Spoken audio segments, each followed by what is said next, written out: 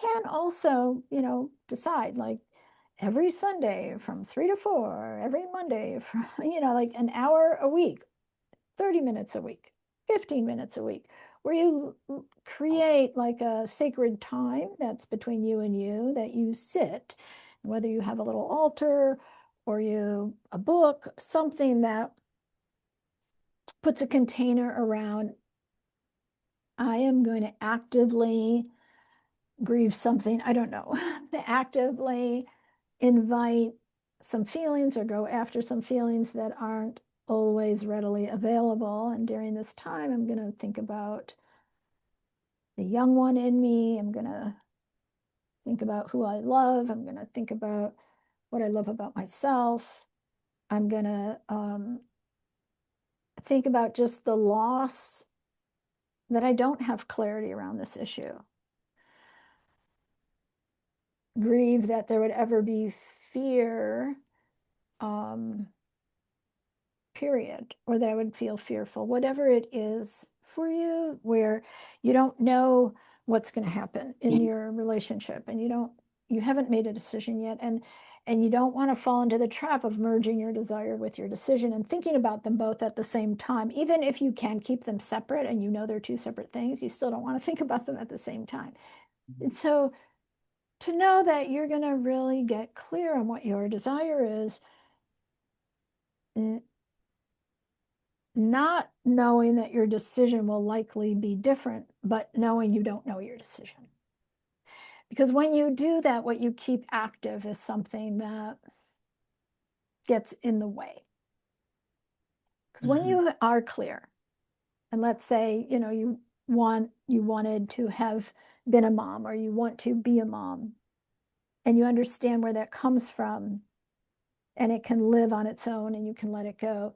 Then when you, let's say hypothetically, decide to live a child-free life, how that feels then is very different than where you are right now. Yeah. It might not feel like a big loss.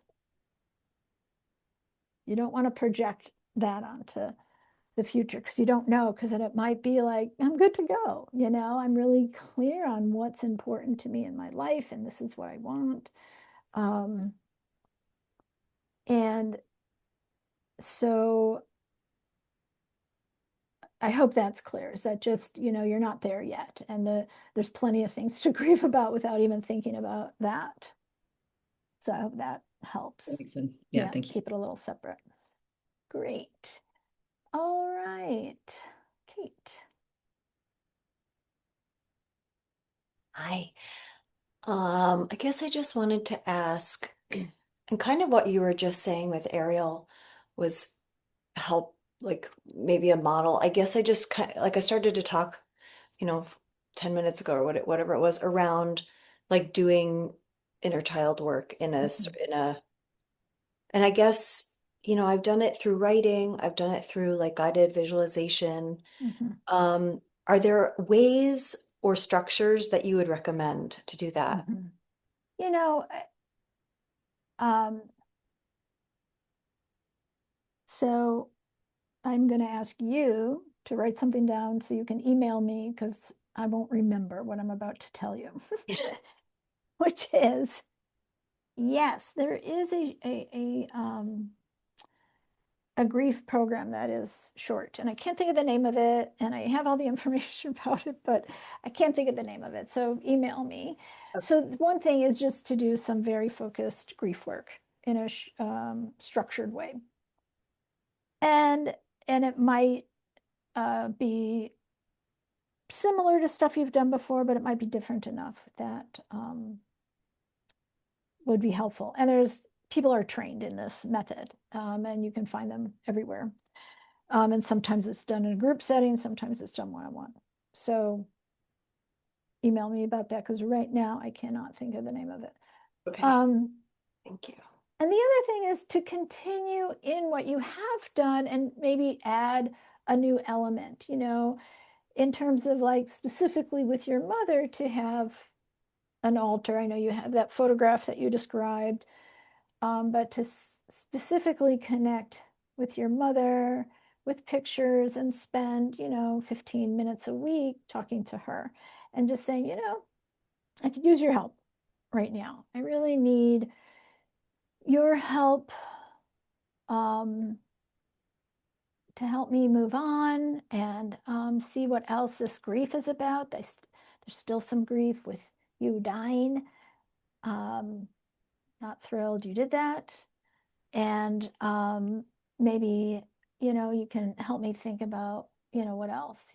Um, in all the ways that your imagination can work, having her come sit next to you, having her write you a letter, Mm. and more writing, but real focused and deliberate, just to see what might come forward and to But use her. I mean, you have healed so much about her. It's been a long time, and so make her work a little bit. mm, Ask for her help and mm, see, how she can help you move forward, and who knows what will surface in that. that's great. Thank you so much. Mhm. I'll email you. Yeah, I already forgot that you were going to email me. I'll email you about the grief, focus grief work. Yeah. Thank you. Also, this is will speak for itself. Obvious, it might not be obvious, but anyway, I am severely ADHD. I manage it well, have a good life, um, as a result of it and in spite of it. Um, and so I'm a big, proponent of timers, timers everywhere. But it's marking it, and it's creating containers, forcing yourself to be focused. So it is carving out a deliberate time, because you're not going to ever like, oh, I can't wait to go do that, or I want to I'm just always going to remember. You're not going to remember. Um, it's not fun to feel pain.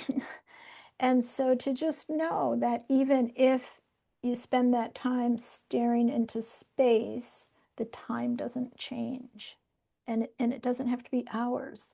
It can be 15 minutes. But there's something about doing something like that deliberately and consistently where stuff starts to come forward over time, because there's the safety of that space.